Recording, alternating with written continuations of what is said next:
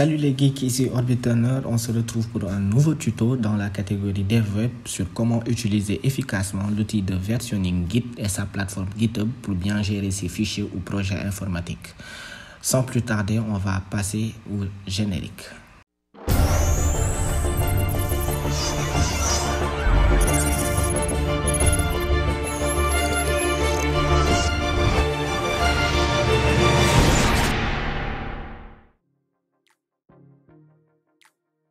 Alors, pour plus de compréhension, cette vidéo sera divisée en 8 parties accessibles à partir des timecodes donnés en description ci-dessous afin de permettre à tout un chacun de bien et de mieux comprendre ces deux notions ou outils que sont Git et GitHub.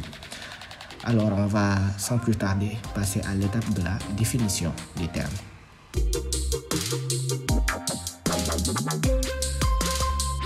Alors, on sait que Git est un outil ou un système de contrôle de version. Alors, qu'est-ce qu'un système de contrôle de version? Un système de contrôle de version est une catégorie d'outils de développement qui aide une équipe ou une seule personne à gérer les changements qui seront faits sur un fichier ou un code source au fil du temps et d'avoir un visuel et une traçabilité sur ces modifications. Alors, comme défini tout à l'heure, Git est un système de contrôle de version. Il est open source et gratuit. Il a été créé par Linus Torvalds en 2005. Et contrairement aux anciens systèmes de contrôle de version centralisés comme SVN et CVS, Git est distribué, c'est-à-dire que chaque développeur dispose en local de l'historique complet du dépôt de son code et peut mettre en ligne ce dépôt dans un repository commun ou bien dans un dépôt privé. Mais alors, c'est quoi GitHub? GitHub joue en quelque sorte deux rôles pour l'outil Git, c'est-à-dire qu'il représente un réseau social pour l'outil Git, mais aussi une plateforme d'hébergement des repositories ou dépôts venant de Git.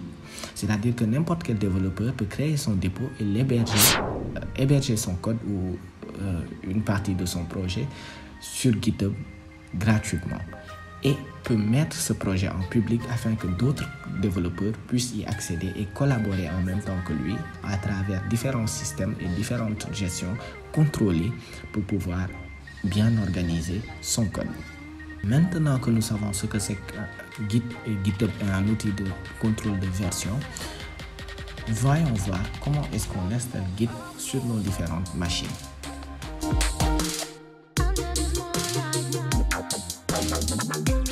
Alors, il faut savoir que Git est un outil multiplateforme, c'est-à-dire qu'il peut être installé sur plusieurs systèmes. Il suffit pour cela, pour avoir ça sur notre système d'exploitation, il suffit juste d'aller vers le site web dédié git-scm.com, je vais y arriver, et d'aller dans la rubrique téléchargement et ensuite de télécharger celui qui correspond à notre système d'exploitation.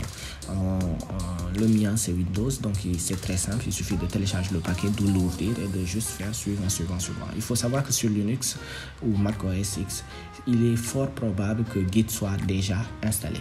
Donc en ce qui concerne GitHub, il est très simple aussi, il n'y a pas d'installation à faire, il suffit juste d'aller sur le site web de GitHub et de créer un compte. On peut créer un compte avec l'outil Google, chose que j'ai déjà faite et qui nous permet d'avoir un compte très rapidement. Maintenant, il suffit juste de vous connecter et le tour est joué.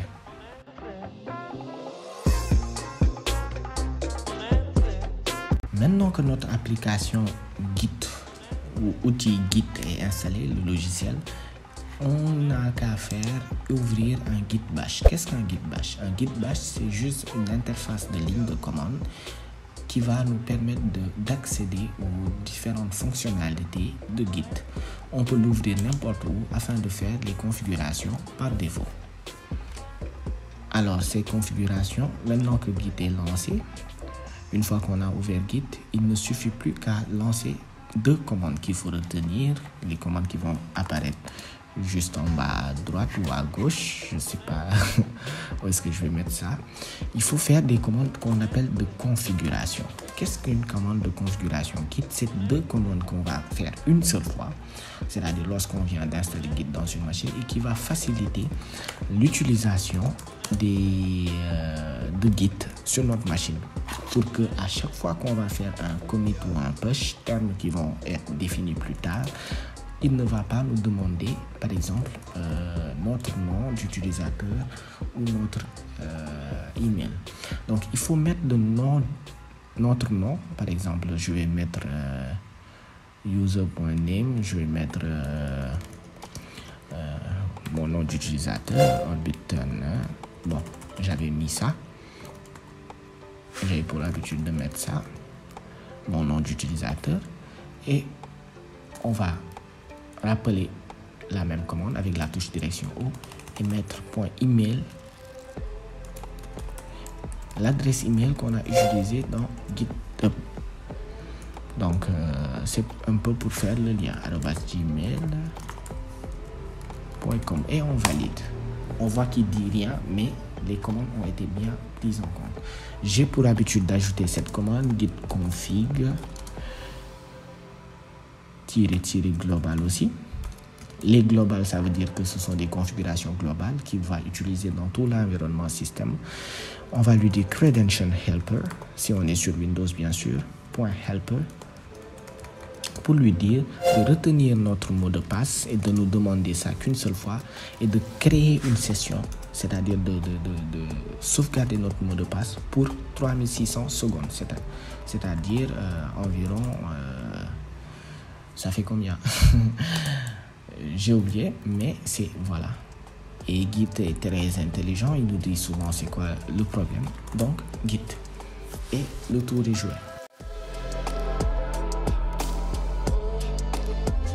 Alors, maintenant que notre configuration initiale est faite, il ne reste plus qu'à créer un dossier ou prendre un dossier dans lequel on était en train de travailler et de faire un clic droit si on est sur Windows et d'ouvrir un Git bash ici, c'est-à-dire d'ouvrir un terminal utilisant Git dans le répertoire.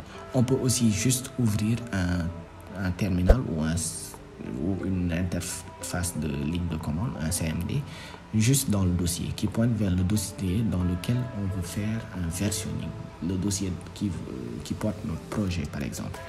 On va ouvrir un Git bash ici pour être plus simple et on va faire une configuration de départ, c'est-à-dire qu'on va dire à Git, maintenant je veux que tu commences à regarder ce fichier, c'est-à-dire on va d'abord faire comme dans la norme, souvent on fait un écho de $ par exemple le nom du projet, souvent c'est ce qu'on fait, dièse le nom du projet, on va appeler ça tuto dev git/github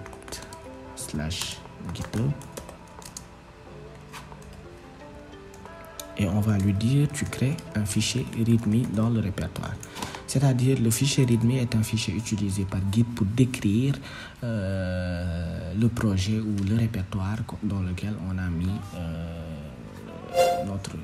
et les fichiers qui s'y trouvent et le répertoire qu'on a mis dans GitHub par exemple. Et c'est un fichier qui, comme l'index.html ou l'index.php, est ouvert en premier lieu par GitHub.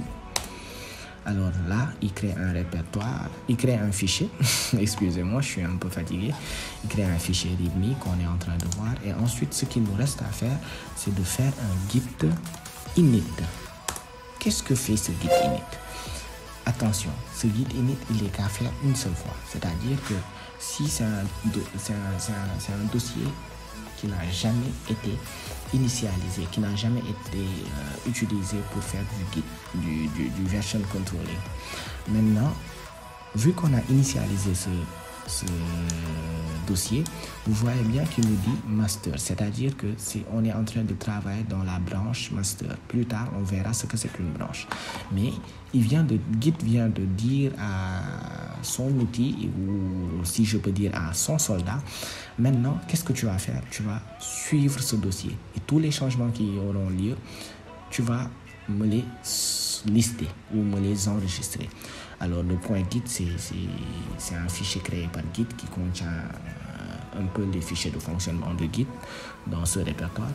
Donc qu'est-ce qu'il reste à faire? Il ne reste plus qu'à faire un Git add point. Encore une nouvelle commande. Qu'est-ce que fait Git add? Git add permet de, à chaque fois qu'on ajoute un fichier dans le répertoire, de dire à l'outil Git de prendre en compte ce fichier. C'est-à-dire, si on ne fait pas Git add lorsqu'on ajoutera un nouveau fichier, on risque d'avoir des problèmes. Maintenant, je vais prendre une image par exemple. J'aurais pu prendre un fichier HTML peut-être, mais je vais prendre une image que je vais copier et que je vais coller dans ce dossier. Et maintenant, je pense que je viens de faire une bêtise. Et je vais prendre l'image encore.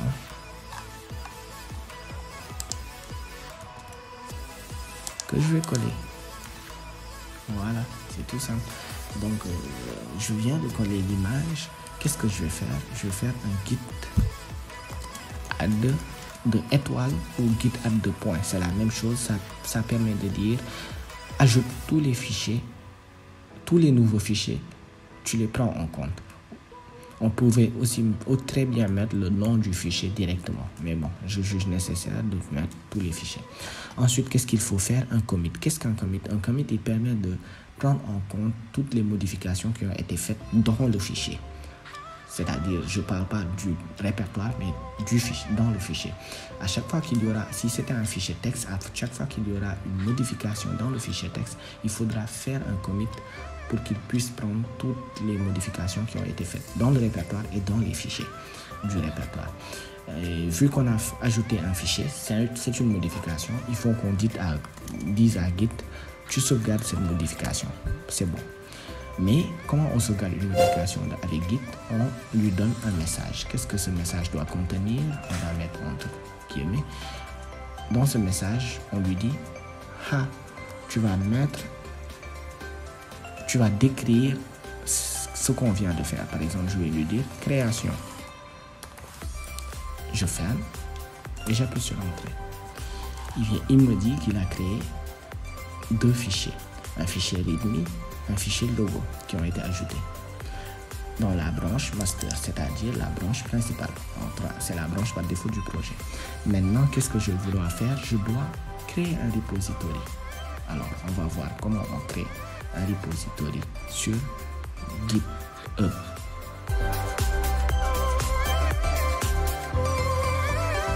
Alors, tout ce qu'on vient de faire, c'était du travail en local. Et ainsi de suite, à chaque fois qu'on va faire une modification dans le dossier ou dans le fichier, on va faire ce qu'on appelle du versionning. On va sauvegarder ces modifications et Git va prendre en compte ces versionning. Sympa, non? Mais il serait mieux d'avoir toutes ces modifications-là sauvegardées quelque part, de loin, qu'on appelle un dépôt distant, c'est-à-dire avoir un endroit, un espace de stockage distant qui, au cas où notre ordinateur tomberait en panne peut-être, pourrait contenir tous nos projets ou les fichiers de notre projet en cours. Qu'est-ce qu'on fait? On vient sur la plateforme GitHub et on crée un new repository, c'est-à-dire un nouveau dépôt. On lui donne un nom, c'est-à-dire on va l'appeler par exemple tutodev, un nom très explicite, tutodev test. On va lui dire que this is a test et on va mettre ça en public. Les options privées sont souvent payantes et ensuite on va faire create repository. Il va faire la procédure de création et déjà vous voyez que là il vient de me lister toutes les commandes que j'ai fait lors de la création d'un nouveau repository. Si on avait un repository existant, c'est-à-dire un projet déjà en cours où tout a été fait, il suffit juste à mettre le git init, à mettre le git add étoile et ensuite à faire le commit et ensuite ajouter cette commande qu'on va bientôt voir. On copie le lien de notre Git, de notre dépôt Git distant et on va dans notre dossier. On ouvre le Git bash et on lui dit ceci.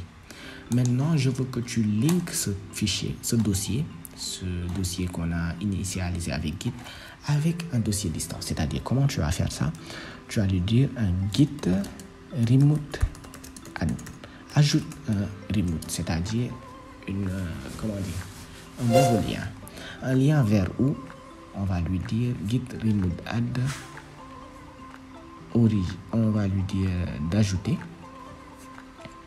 origine, c'est-à-dire l'original, le lien original, vers le lien qu'on vient de copier, vers ce dépôt.git. C'est bien de préciser l'extension .git. Et c'est fait.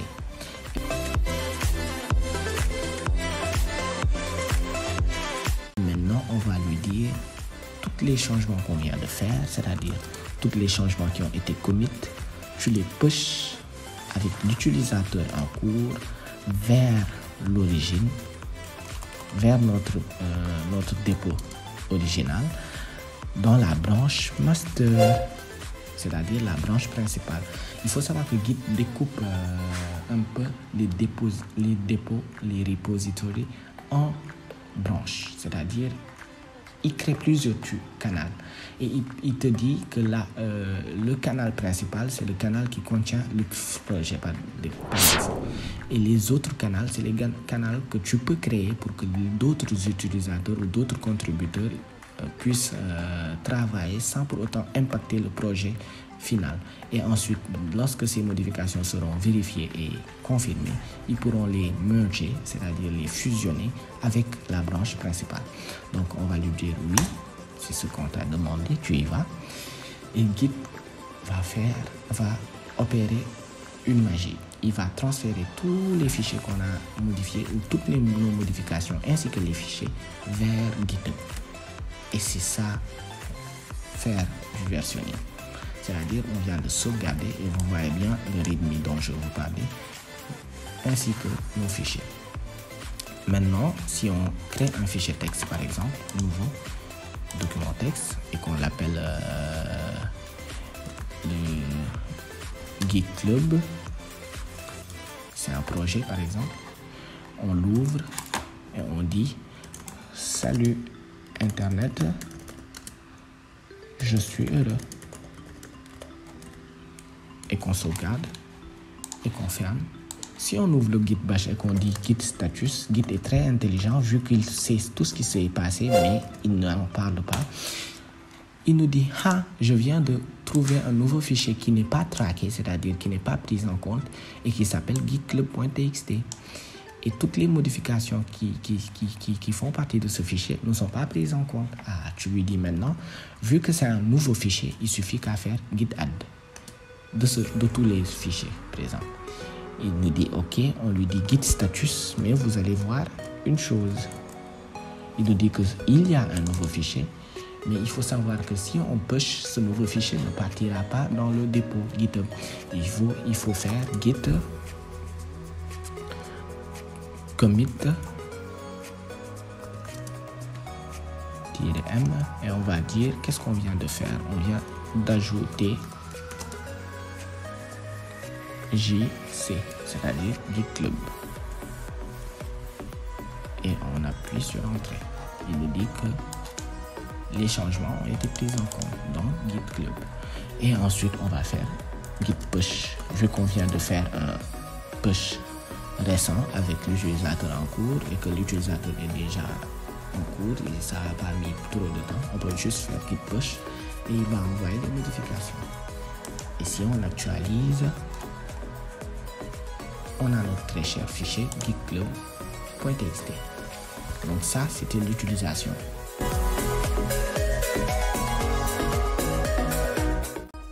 Maintenant que nous avons bien configuré notre dépôt local et notre dépôt distant et qu'on a fait le lien entre les deux et qu'on a commencé à travailler avec les deux dépôts, on peut avoir parfois le besoin de mettre en version notre application ou notre projet web, c'est-à-dire on a fait une version stable qu'on appelle la version 1.0.0 et que on est en train de travailler sur une nouvelle version.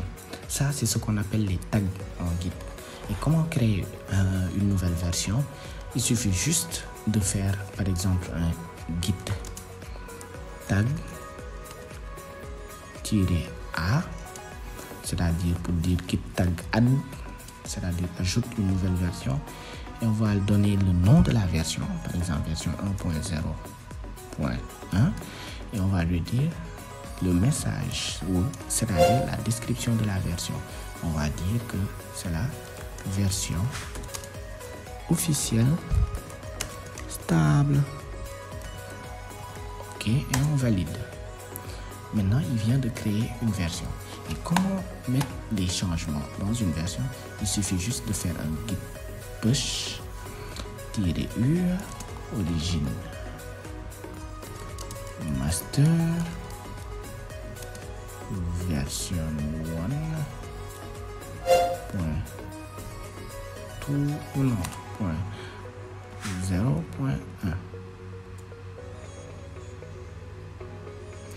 Et là, il vient de push toutes nos modifications dans la version 1.0.1 de notre projet.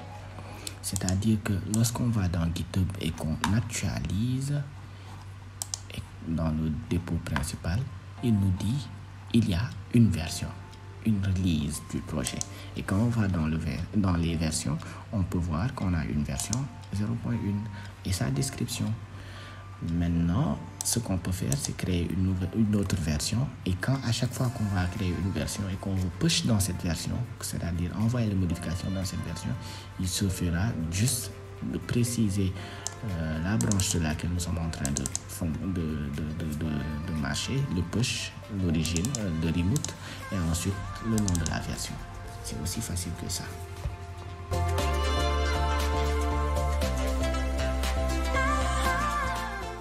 Et enfin, on s'attaque à la dernière partie, c'est-à-dire les branches.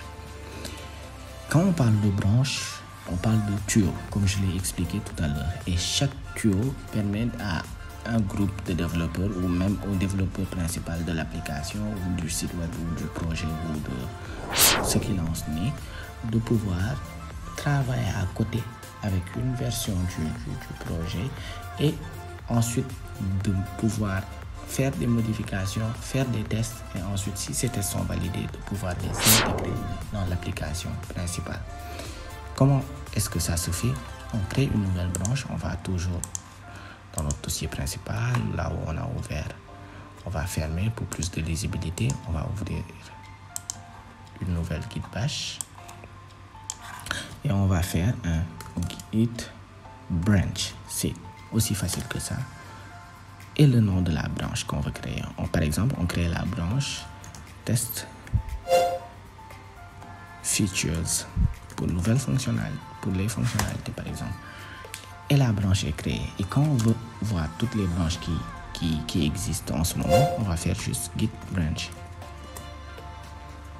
Et il nous dit que la branche master existe et la branche test features existe.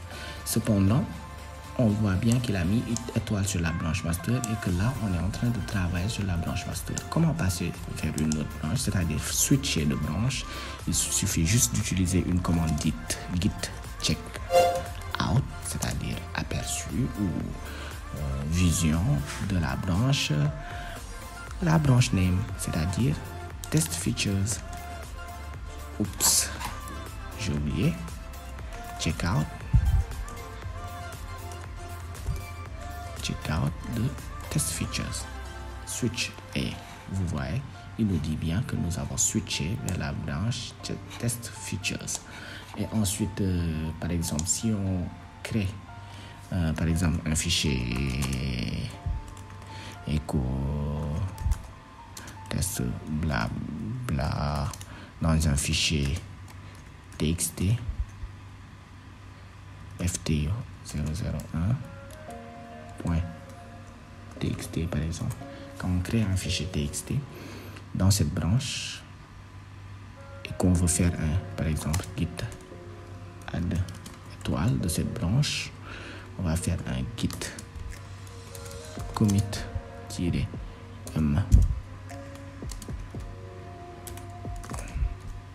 test branche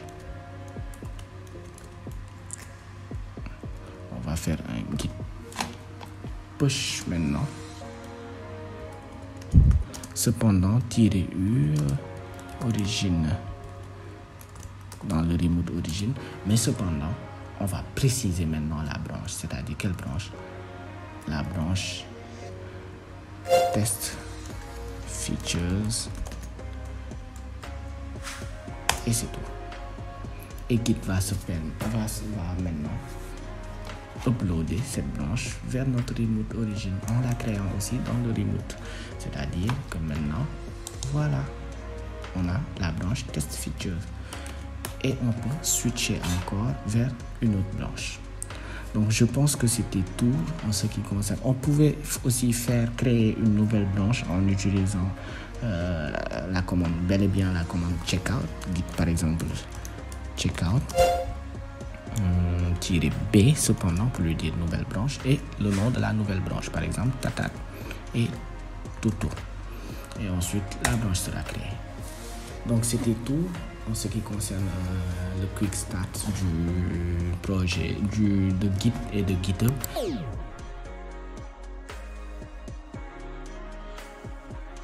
J'espère que ce tutoriel vous a été clair et que vous allez, si ce tutoriel a été très clair et très utile, je vous demande de laisser un pouce bleu sous la vidéo et de vous abonner parce qu'il y aura beaucoup d'autres vidéos qui vont arriver. Sur ce, ciao!